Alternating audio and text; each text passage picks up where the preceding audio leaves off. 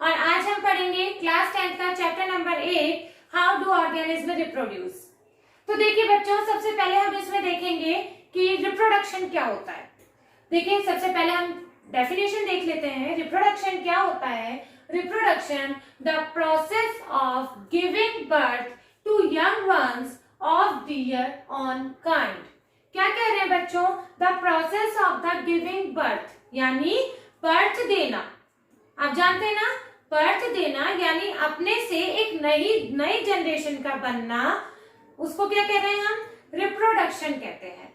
Reproduction क्या कह रहे हैं ये? Of their own kind. आप बच्चे जानते हो, डॉग का बेबी डॉग होगा, कैट का बेबी कैट होगा, ह्यूमन का बेबी ह्यूमन बीइंग होगा।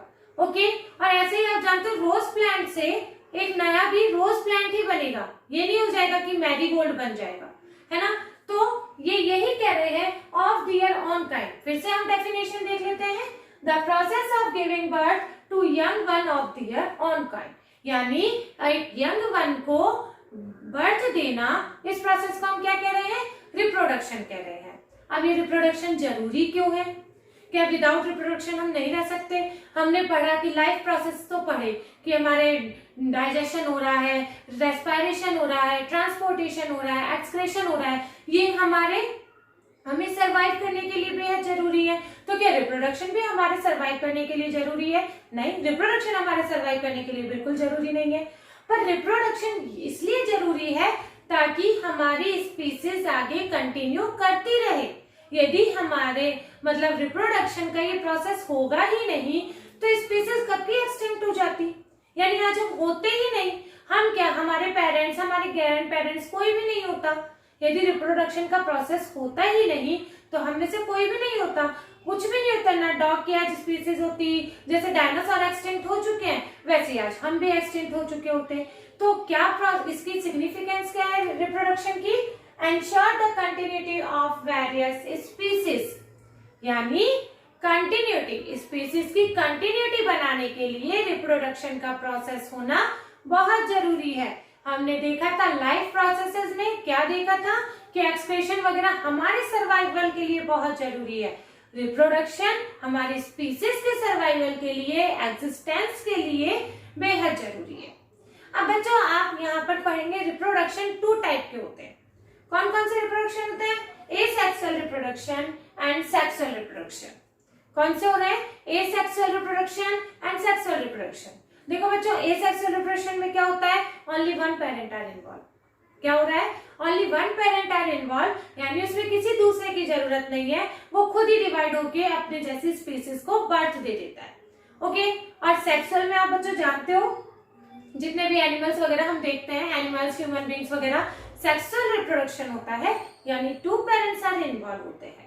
तो यही अब देखिए, मतलब हम सबसे पहले यही देख लेते हैं डिफरेंस क्या होता है एसेक्सुअल रिप्रोडक्शन में एंड सेक्सुअल रिप्रोडक्शन में। ओके, तो सबसे पहला हम फर्स्ट डिफरेंस यही है, जैसा कि मैंने अभी आपको बताया। एसेक्सुअल रिप्रोडक्शन में क्या होता है? यूनिपेरेंटल होता है। What is the meaning of this word uniparental? Uniparental क्या होता है? only one parent is involved in this asexual reproduction यानी एक ही पेरेंट होगा, वो अपने आप ही डिवाइड करके वो अपने जैसी स्पीसीज बना लेगा। उसी प्रोसेस को हम क्या कह देते हैं? Asexual reproduction. अब सेकंड है, मतलब सेक्सुअल में क्या होता है? बायपेरेंटल। बायपेरेंटल में क्या होता है बच्चों? देखो आपको पता है एक मेल गैमेट होता है, एक मेल होता है और एक फीमेल होता है। 2 पेरेंट्स इन्वॉल्व होते हैं सेक्सुअल रिप्रोडक्शन में, है ना। एक मेल का होना जरूरी है और एक फीमेल का होना जरूरी है। ऐसा नहीं होगा कि मेल मेल और female female. Okay, 1 male 1 female. इससे क्या बनेगा? Male gamete. और इससे क्या बनेगा? Female gamete. ठीक है, जब इन दोनों का फ्यूजन होगा तो क्या बनेगा? जायगोट। इस प्रोसेस को हम क्या कहते हैं? फर्टिलाइजेशन। डिटेल में हमें अभी आगे बहुत पढ़ना है, सेक्सुअल रिप्रोडक्शन की पूरी डिटेल है ना, वो मैंने पार्ट 2 में बनाया है। तो ये क्या होगा? मेल गैमेट होगा, फीमेल गैमेट होगा और इन दोनों का जब फ्यूजन होगा तो उसको हम क्या कहेंगे, जाइगोट का फॉर्मेशन होता है। और ये जाइगोट के फॉर्मेशन के प्रोसेस को हम क्या कहते हैं, फर्टिलाइजेशन कहते हैं। ओके, तो यानी इसमें क्या देखा हमने, 2 parents are involved as a male और फीमेल। सो ये सेक्सुअल रिप्रोडक्शन क्या होता है, बायपेरेंटल होता है। सेकंड डिफरेंस में हम आते हैं, no fertilization take place. Asexual में नो फर्टिलाइजेशन टेक प्लेस। देखो बच्चों, अभी और सेक्सुअल में क्या देखा, फर्टिलाइजेशन टेक प्लेस। सेक्सुअल में मैंने अभी आपको बताया मेल गैमेट होता है, फीमेल गैमेट होता है, इन दोनों का फ्यूजन होता है और उससे जाइगोट बनता है। ये जाइगोट बनने के प्रोसेस को हम क्या कहते हैं, फर्टिलाइजेशन। ठीक है, क्या कहते हैं, फर्टिलाइजेशन। यानी ये 2 पेरेंट के होने पर ही प्रोसेस हो सकता है ना, एक पेरेंट से तो क्या होगा, किसी के फर्टिलाइजेशन नहीं होगा। तो इसीलिए सेक्सुअल रिप्रोडक्शन में तो क्या होता है, फर्टिलाइजेशन। ओके, और एसेक्सुअल रिप्रोडक्शन में क्या होता है, फर्टिलाइजेशन नहीं होता है। ओके, ठीक है। Third difference is young one is clone of parent.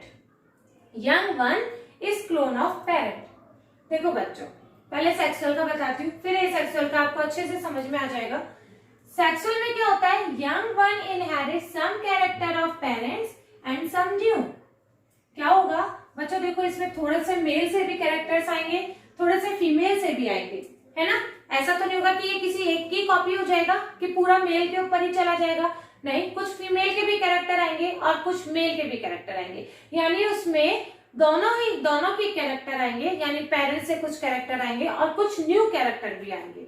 ठीक है, तो यानी ये इनका, कई बार अपन कहते हैं कि देखिए ये बच्चा बिल्कुल अपने फादर का जीरोक्स है, ठीक है, पर उसमें कुछ कैरेक्टर अपनी मदर के भी तो होते हैं ना। तो यही बात यहाँ पर कही गई है, young one inherit some character of parents. कुछ कैरेक्टर उसमें पेरेंट्स के आते हैं और कुछ उसमें न्यू भी होते हैं। पर एसेक्सुअल रिप्रोडक्शन में क्या होता है, young one is clone of parent.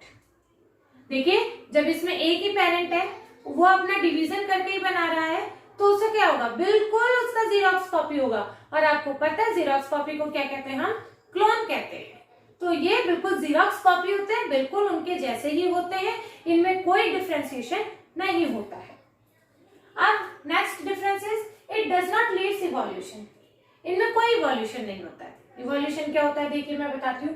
Sexual में इवोल्यूशन होता है, कैसे होता है, देखिए क्या कहते हैं अपन, ह्यूमन बींग्स पहले क्या थे, ह्यूमन बींग्स ही थे क्या हम, नहीं, हमारा इवोल्यूशन हुआ है कहाँ से, एपी से बनते गए और हमारे कैरेक्टर डेवलप होते गए और हम ह्यूमन बीइंग बन गए। तो एसेक्सुअल रिप्रोडक्शन में ऐसा नहीं होता है कि वो बहुत हजारों सालों पहले कुछ और था और आज कुछ और है, जबकि हम हजारों पहले, हम कहते हैं ना बंदर हमारे पूर्वज होते हैं, तो वही बात यहाँ कही गई है कि हम एपीज से डेवलप होते ह्यूमन बीइंग हो गए हैं। तो ये इट्स लीड्स टू इवोल्यूशन, जबकि ये इवोल्यूशन एसेक्सुअल रिप्रोडक्शन में नहीं होता है। Next difference is involves less variation. देखिए यहाँ क्या है, मोर वेरिएशन। वेरिएशन तो होंगे ही होंगे, क्यों होंगे, क्योंकि 2 पेरेंट्स से आ रहे हैं, कुछ मेल से भी आ रहे हैं, कुछ फीमेल से भी आ रहे हैं, तो वेरिएशंस होंगे और कुछ नए भी आ रहे हैं, जबकि इसमें वेरिएशंस नहीं होंगे। ओके, सिक्स्थ है, entire reproduction take less time and less energy. क्या होगा बच्चों, देखिए मैं बताती हूँ, एक सेकेंड। यहाँ पर क्या है, the process take longer time and more energy. Longer time लगता है इसके रिप्रोडक्शन में। फैक्ट है बच्चों, 2 पेरेंट, एक मेल एक फीमेल, तो दोनों का फ्यूजन होगा तो टाइम तो लगेगा, जाइगोट फॉर्मेशन होगा, उनका डिवीजन होगा। ह्यूमन बीइंग में तो आप जानते हैं 9 महीने का पूरा टाइम लग जाता है, जैसे बेबी को बाहर आने में, है ना, 9 महीने का पूरा उसको डेवलप होने में टाइम लगता है, उसके बाद ही वो बाहर आता है। तो इसमें ऐसा कुछ भी नहीं होता है, इनमें तो डिवीजन हुआ और थोड़े से टाइम बाद ही वो नए में बदल गए, नई सेल पूरी बन जाती है और वो नया ऑर्गेनिज्म बिल्कुल बन जाता है। तो entire reproduction take less time and, और इनमें एनर्जी भी बहुत कम लगती है, जबकि सेक्सुअल रिप्रोडक्शन में बहुत एनर्जी लगती है। ठीक है, इनके एग्जांपल, एसेक्सुअल रिप्रोडक्शन के एग्जांपल बहुत सारे पढ़ने हैं। यहाँ एक ही एग्जांपल मैंने अभी लिखा है, amoeba, paramecium and leishmania, plasmodium, bryophyllum, बहुत सारे हैं। और सेक्सुअल रिप्रोडक्शन में ह्यूमंस है, फ्लावर्स है, सब में होता है, मतलब सब में कह रही हूँ, फ्लावर्स और ह्यूमन बींग्स का सेक्सुअल रिप्रोडक्शन हम डिटेल में पढ़ेंगे इसी चैप्टर में। तो बच्चों अब हमें ये देखना है कि एसेक्सुअल रिप्रोडक्शन कितने टाइप का होता है। एसेक्सुअल रिप्रोडक्शन में बच्चों बहुत तरीके से होता है कि क्या होता है। देखिए फिर सबसे पहला हम देखेंगे एसेक्सुअल रिप्रोडक्शन का टाइप फिजन। फिजन में क्या होता है, देखिए फिजन यूनिसेल्युलर ऑर्गेनिज्म में होता है। किसमें होता है, यूनिसेल्युलर ऑर्गेनिज्म में होता है, और ये दो तरीके से होता है। देखिए फिजन का मीन क्या होता है, डिवीजन, डिवाइड होना। तो क्या हो रहा है, फिजन टू टाइप का होता है, यूनिसेल्युलर में होता है, टू टाइप का होता है, binary and multiple. Binary and multiple. Binary fission में क्या होता है बच्चों कि एक सेल टू सेल्स में डिवाइड हो जाती है। बाइनरी, बाय मीन टू, ठीक है। तो यानी एक सेल यानी एक ऑर्गेनिज्म दो इक्वल हाफ में डिवाइड हो जाता है और वो बिल्कुल अपना नया ऑर्गेनिज्म बना लेता है। जबकि मल्टीपल फिजन में क्या होता है कि एक सेल मल्टीपल सेल्स में डिवाइड हो जाता है, मतलब मल्टीपल और फिर वो मल्टीपल ऑर्गेनिज्म बना लेता है। पहले क्या होता है, न्यूक्लियस डिवाइड होता है, फिर साइटोप्लाज्म डिवाइड होता है और एक नया ऑर्गेनिज्म बन जाता है। देखिए हम कुछ डायग्राम्स मैंने बना रखे हैं, इनके एग्जाम्पल देखते हैं। फिजन में क्या होता है, मार्कर, हाँ तो देखिए ये हो गया। ये फिजन में हम सबसे पहले देखेंगे कि बाइनरी में क्या होता है। ये बच्चे देखिए ये कौन, ये क्या है, अमीबा है। अमीबा, ये इसका साइटोप्लाज्म है और ये इसका न्यूक्लियस है। ओके, अमीबा कोई सी भी शेप का हो सकता है, ये आप जानते ही हैं। तो इसमें क्या होता है, देखिए सबसे पहले इसका न्यूक्लियस डिवाइड होने लगता है। क्या हो रहा है, ये तो साइटोप्लाज्म है और ये इसका सबसे पहले न्यूक्लियस डिवाइड होने लगेगा। डिवाइड होते होते बिल्कुल टू सेपरेट पार्ट में डिवाइड हो जाएगा और ये देखिए टू न्यूक्लियस में डिवाइड हो गया। अभी भी ये यहाँ से हल्का सा फिर टू न्यूक्लियस में डिवाइड हो गया और बीच में से जुड़ा हुआ है। और फिर एक टाइम ऐसा आएगा जब ये बिल्कुल दो सेल, देखिए ये बिल्कुल न्यू ऑर्गेनिज्म बन गया है और ये बिल्कुल न्यू अमीबा बन गया है ना, ठीक है। तो इस तरीके से देखिए बाइनरी यानी एक सेल तो इक्वल हाफ में डिवाइड हुई और फिर इससे टू नए अमीबा बन गए हैं, इसलिए इसको क्या कहा जा रहा है, बाइनरी डिवीजन। ओके, अब ये हम देखते हैं लेशमानिया।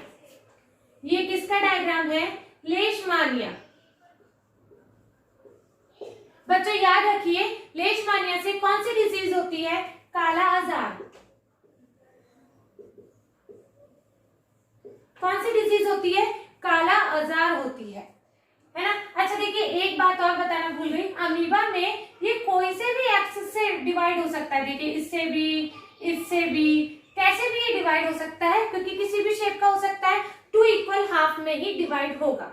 पर लेशमानिया में ऐसा नहीं हो सकता है। लेशमानिया में एक पर्टिकुलर ही डिवीजन होता है। इसमें मैं बताती हूँ, देखिए इसके अपर पार्ट में ये एक वेब लाइक स्ट्रक्चर होती है, तो उसकी वजह से ये ऐसे तो डिवाइड हो ही नहीं सकता, क्योंकि इसमें नीचे ये वेब लाइक स्ट्रक्चर नहीं होती है, इसलिए इसका डिवीजन ऐसे होना होता है ना। तो क्या होता है, देखिए बच्चों ये जो पहले इसका वेब लाइक स्ट्रक्चर है, पहले ये ग्रो करने लगता है, फिर ये ग्रो करने लगता है, तो उसका फिर उसके बाद न्यूक्लियस डिवाइड होने लगता है। ठीक है, हो वही रहा है, बाइनरी डिवीजन हो रहा है, पर भाई इसमें इसका स्ट्रक्चर ऊपर और नीचे से सेम नहीं है।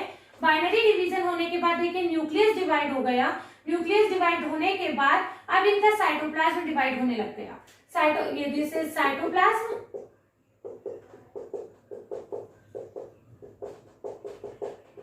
ठीक है, और ये डिवाइड होते होते बिल्कुल देखिए ये टू नए सेल्स में डिवाइड मतलब बन गया है, ये दो नए लेशमानिया ऑर्गेनिज्म बन गए हैं।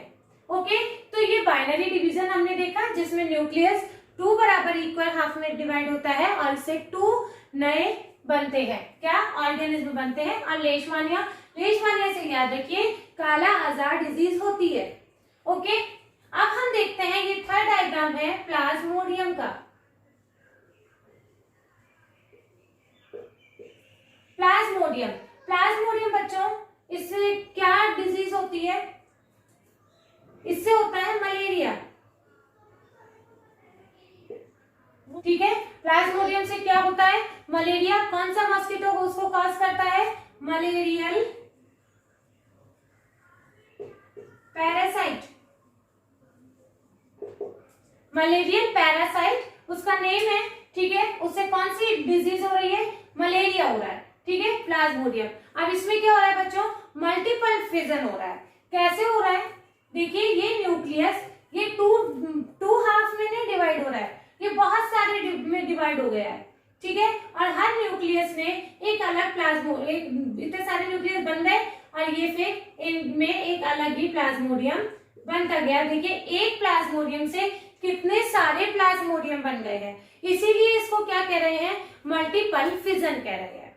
ठीक है बच्चों, समझ में आया आपको? बस ये बीमारियां भी याद रखनी है, दो ही है, पढ़ी हुई है अपनी, ठीक है। तो फिजन टू टाइप्स का होता है, बाइनरी एंड मल्टीपल। बाइनरी में हमने अमीबा एंड लेशमानिया का एग्जांपल देखा और इसमें मल्टीपल में हमने किसका देखा, प्लाज्मोडियम का एग्जांपल देखा।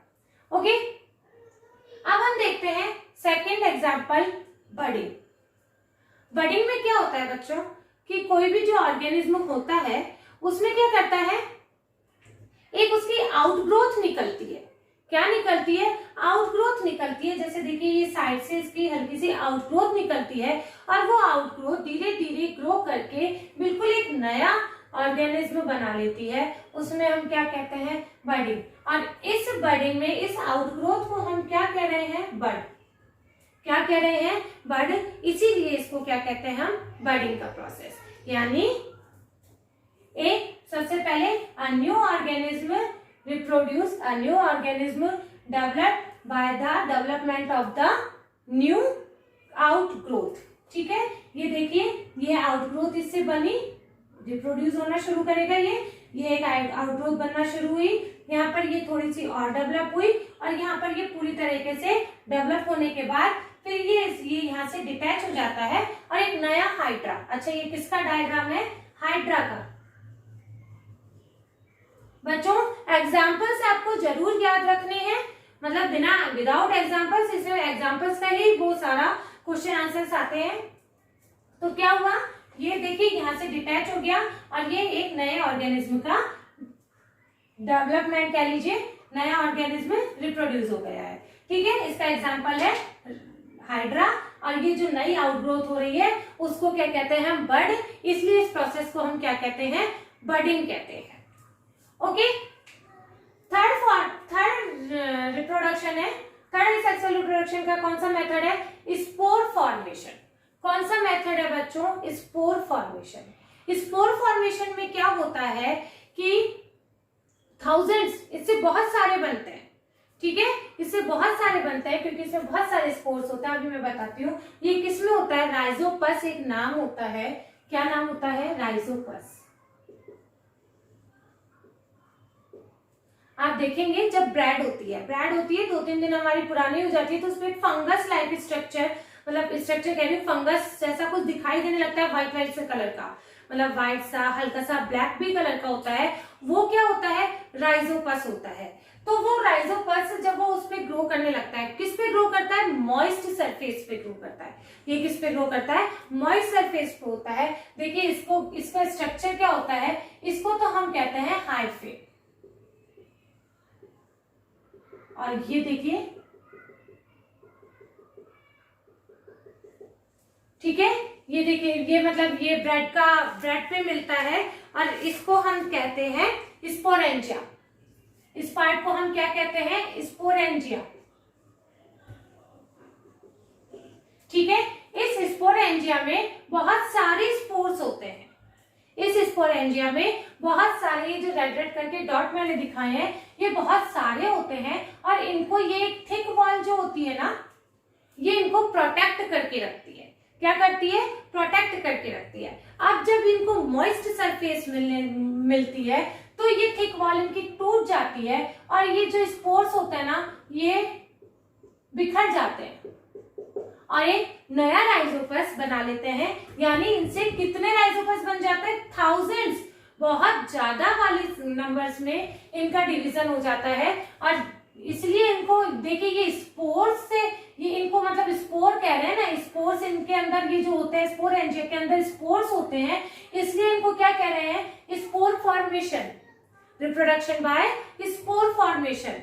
ब्रेड में होता है, राइजोपस होता है, ठीक है, इस पार्ट को हाइफे कहते हैं। Hyphae is not reproductive part and sporangia is the reproductive part. इसमें क्या होता है, बहुत सारे स्पोर्स होते हैं जो जब इनकी थिक वॉल टूट जाती है तो ये स्पोर्स बिखर जाते हैं और हर स्पोर मतलब जितने भी सारे बिखरते हैं वो एक नए ऑर्गेनिज्म को नया ऑर्गेनिज्म बना लेते हैं और इनको क्या कह रहे हैं हम, स्पोर फॉर्मेशन। ठीक है बच्चों, अब आता है फ्रेगमेंटेशन। फ्रेगमेंटेशन किसमें मिलता है, फ्रेगमेंटेशन मिलता है स्पाइरोगायरा में। फ्रेगमेंटेशन किसमें मिलता है, स्पाइरोगायरा। एग्जाम्पल क्या है, स्पाइरोगायरा। देखिए क्या होता है स्पाइरोगायरा। स्पाइरोगायरा आपने देखा होगा वाटर सरफेस पे, जैसे अब हम देखते हैं पॉन्ड, रिवर, सब जगह पूरा एक पानी के ऊपर ही ऊपर ग्रीन कलर की लेयर आ जाती है, ग्रीन कलर की लेयर, जिसे हम नॉर्मली हम तो काई कहते हैं। ठीक है, तो वो ग्रीन कलर की जो लेयर होती है उसको हम क्या कह रहे हैं, स्पाइरोगायरा। क्या कहते हैं, स्पाइरोगायरा। देखिए ये वो ग्रीन लेयर है, जैसे देखिए ये वो ग्रीन लेयर है, ठीक है, वाटर सरफेस के ऊपर।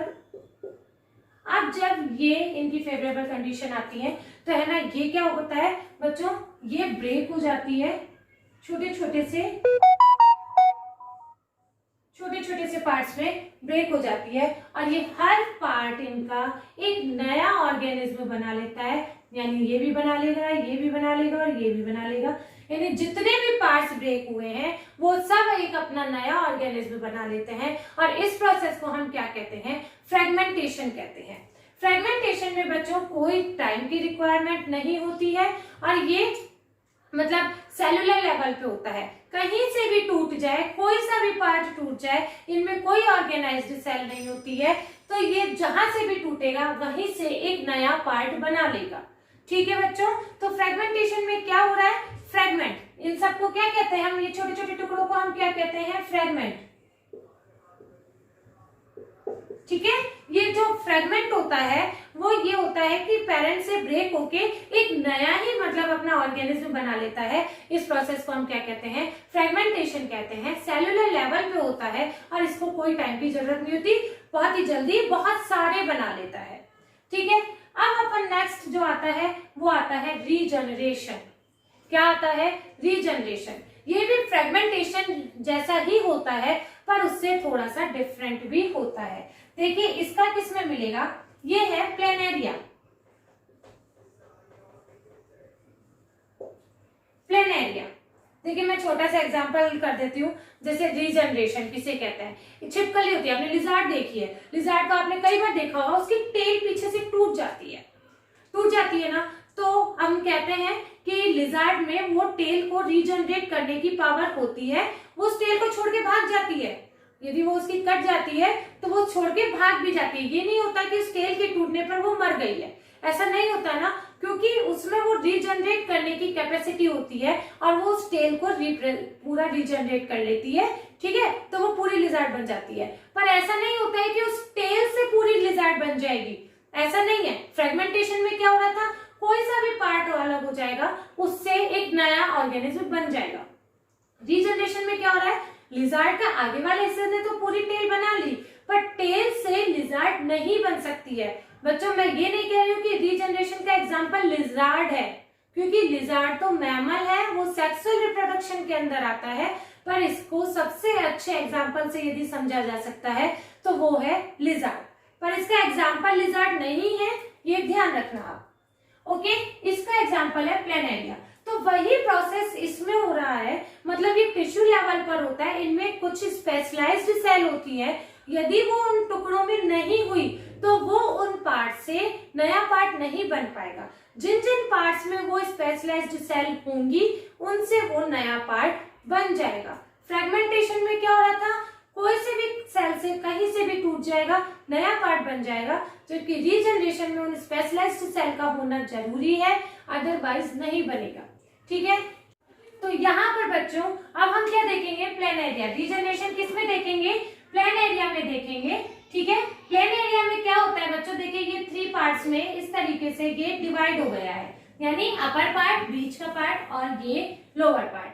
इन हर पार्ट में वो स्पेशलाइज्ड सेल का होना जरूरी है, यदि किसी भी पार्ट में वो स्पेशलाइज सेल्स नहीं हुई तो उनका रीजनरेशन नहीं होगा। यानी इनमें वो स्पेशलाइज सेल है, तो देखिए ये बीच का पार्ट, ये अपर पार्ट, ये middle part and this is lower part. Upper part ने लोअर पार्ट बना लिया, मिडिल पार्ट ने अपर एंड लोअर दोनों बना लिया एंड लोअर ने अपर पार्ट बना लिया। ठीक है, और ये इस तरीके से एक नए प्लेन एरिया, 3 नए प्लेन एरिया बन गए। ठीक है बच्चों, make the difference between the fragmentation and the regeneration. Fragmentation में देखिए ये क्या कह रहा है, हर पार्ट में स्पेशलाइज सेल का होना जरूरी है। यदि वो स्पेशलाइज सेल नहीं हुई तो उसका रीजनरेशन नहीं होगा। जबकि फ्रेगमेंटेशन में क्या हो रहा है, सेलुलर लेवल पे होता है, कहीं से भी ये ब्रेक हो जाएगा, एक नए ऑर्गेनिज्म का मतलब क्या कहते हैं डेवलपमेंट हो जाएगा, तुरंत बन जाएगा। जबकि इसमें ऐसा नहीं होता है, इसमें टाइम नहीं लगता है, बिल्कुल टाइम नहीं लगेगा फ्रेगमेंटेशन में। जबकि रीजनरेशन के प्रोसेस में टाइम लगता है, क्योंकि उसको पूरा पार्ट डेवलप करना पड़ता है। ओके बच्चों, और नेक्स्ट है कि इसमें कोई डेवलपमेंट नहीं होता है, जबकि इनमें डेवलपमेंट होता है। अब नेक्स्ट पार्ट इज अब इस तरीके से देखिए हमने एसेक्सुअल में 5 तरीके के हमने रिप्रोडक्टिव मेथड पढ़ लिए हैं, fission, budding, spore formation, fragmentation and regeneration. बच्चों अब हमारा नेक्स्ट पार्ट जो है वो है वेजिटेटिव प्रोपेगेशन। असेक्सुअल रिप्रोडक्शन का लास्ट पार्ट है वेजिटेटिव प्रोपेगेशन। बच्चों आप जानते हो कि किसी भी फ्लावरिंग प्लांट यदि मान लीजिए ये है फ्लावरिंग प्लांट, इसके 2 पार्ट होते हैं। कौन कौन से होते हैं? एक होता है वेजिटेटिव और एक होता है रिप्रोडक्टिव। वेजिटेटिव कौन कौन से होते हैं? Root, stem and leaves. और रिप्रोडक्टिव कौन कौन से होते हैं? Flower and seed. यानी किसी भी फ्लावरिंग पार्ट के 2 रिप्रोडक्टिव पार्ट होते हैं, एक वेजिटेटिव रिप्रोडक्टिव पार्ट होता है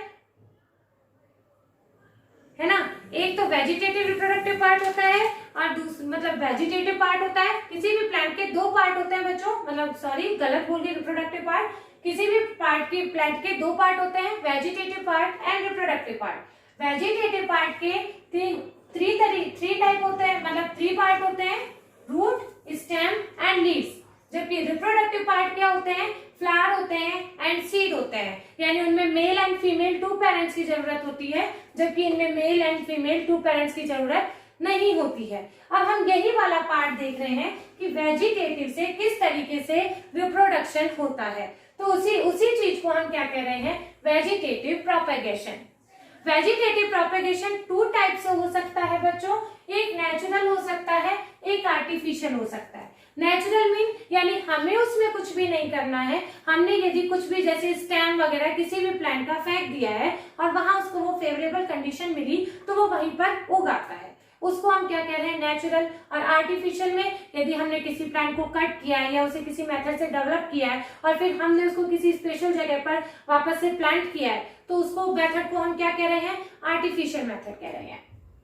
तो देखिए नेचुरल भी 3 टाइप से हो सकता है। नेचुरल वेजिटेटिव प्रोपेगेशन 3 तरीके से हो सकता है, स्टेम, रूट एंड लीव्स। तो देखिए सबसे पहले हम देखेंगे स्टेम। स्टेम किसमें हो सकता है? पोटैटो। देखिए बच्चों आपको पता है पोटैटो स्टेम का ही पार्ट होता है ना, स्टेम ही होता है। और जब इसमें आप एक पोटैटो देखते हैं तो आपके घर में रखा हुआ देखते हैं, इसमें छोटे छोटे से वो निकलने लग जाते हैं ग्रीन कलर के। ठीक है, यदि अपन इस आलू को कहीं फेंक देंगे, इस पोटैटो को कहीं फेंक देंगे तो इसमें से एक नया पोटैटो आ जाता है, उसी को हम क्या कह रहे हैं? स्टेम से नेचुरल उसका प्रोपेगेशन हो रहा है।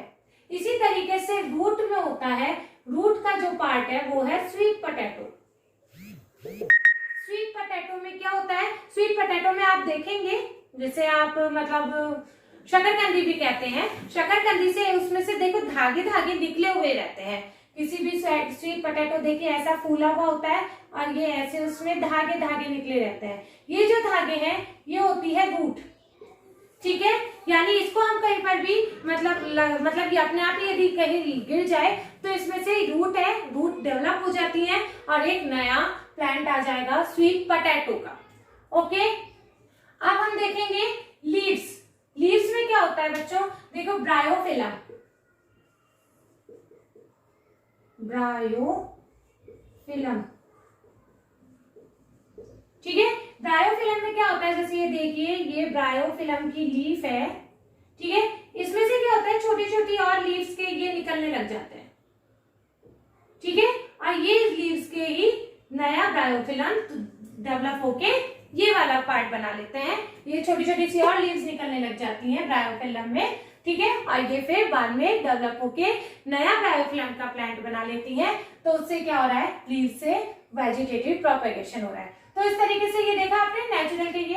अब हम देखते हैं आर्टिफिशियल किस तरीके से होता है। आर्टिफिशियल बच्चों, यदि हमने उसको मेहनत करके, कटिंग करके, लेयरिंग करके, ग्राफ्टिंग करके किसी और जगह पे प्लांट किया है, उस मेथड को हम क्या कह रहे हैं, आर्टिफिशियल, ठीक है। आर्टिफिशियल में सबसे पहले हम देखेंगे कटिंग।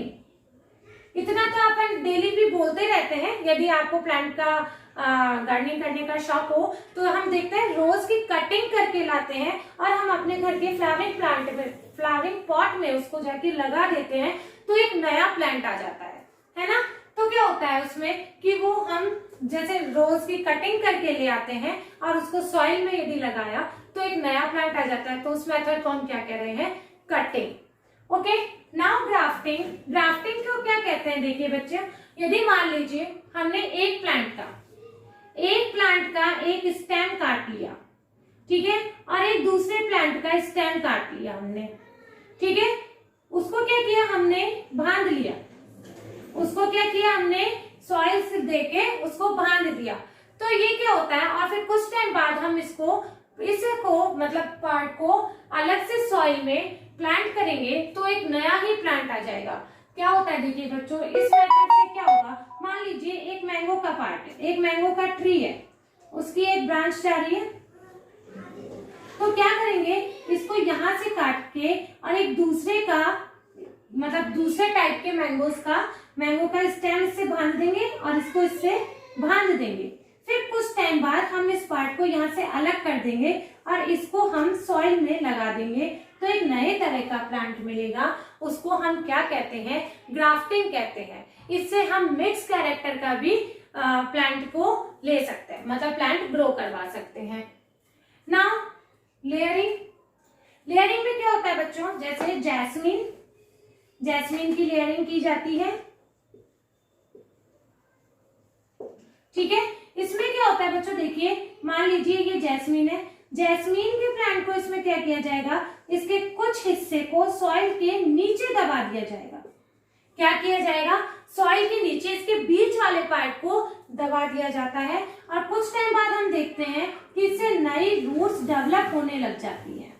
और जब ये नई रूट्स डेवलप होने लग जाती है तो हम इसको यहाँ से काट देते हैं और इसको एक नई जगह पे प्लांट कर देते हैं और इससे क्या होता है, एक नया ही प्लांट हमें मिल जाता है ना। तो ये इस तरीके से, जिस तरह से और हमें जहां चाहिए होता है वहां पर हम इस तरीके से नए प्लांट्स ले सकते हैं। कटिंग पड़ा, ग्राफ्टिंग पड़ा, लेयरिंग पड़ा। एक और चीज होती है बच्चों, टिश्यू कल्चर। क्या होता है, टिश्यू कल्चर।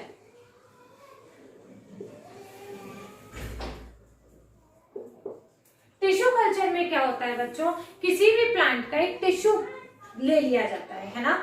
तो टिश्यू को क्या होता है, देखिए उस टिश्यू को लेके ये एक आर्टिफिशियल तरीके से प्लांट को किस तरीके से डेवलप किया जा रहा है, उसका टिश्यू को कैसे कल्चर किया जा रहा है वो बता रहे हैं। कि टिश्यू को ले लिया और एक आर्टिफिशियल मीडियम में उसको कुछ दिनों के लिए रख दिया। वो आर्टिफिशियल मीडियम मतलब न्यूट्रिटिव मीडियम है। और क्या होता है उससे कि मतलब उसमें उसको न्यूट्रिशन मिल जाता है, तो उसमें फिर धीरे धीरे वो डेवलप होने लगता है और वो टिश्यू बड़ा होने लगता है, ठीक है। उसमें हार्मोन्स वगैरह भी दे दिए जाते हैं और जब ये बड़ा होने लगता है तो इसमें रूट स्टेम डेवलप होने लगते हैं और इस टिश्यू को फिर एक हम सॉइल में नई जगह पे प्लांट कर देते हैं और उससे क्या होता है, एक हमें नया प्लांट मिल जाता है। इस प्रोसेस को हम क्या कह रहे हैं, टिश्यू कल्चर कह रहे हैं, ओके बच्चों, तो ये इस तरीके से हमारा इस सेक्सुअल रिप्रोडक्शन पूरा हो गया। इसका आगे का जो सेक्सुअल पार्ट है, मतलब सेक्सुअल रिप्रोडक्शन पार्ट है, वो मेरे नेक्स्ट वीडियो में, जो नेक्स्ट पार्ट में है, जिसका लिंक आपको नीचे इसमें मेरे डिस्क्रिप्शन में जाके मिल जाएगा। तो बच्चों, यदि मेरा वीडियो आपको पसंद आया हो तो प्लीज शेयर, लाइक कीजिए, कमेंट कीजिए एंड प्लीज सब्सक्राइब जरूर कीजिए। आपके एक लाइक से, आपके एक सब्सक्रिप्शन से हमें बहुत मोटिवेशन मिलता है। Please keep watching and bye bye.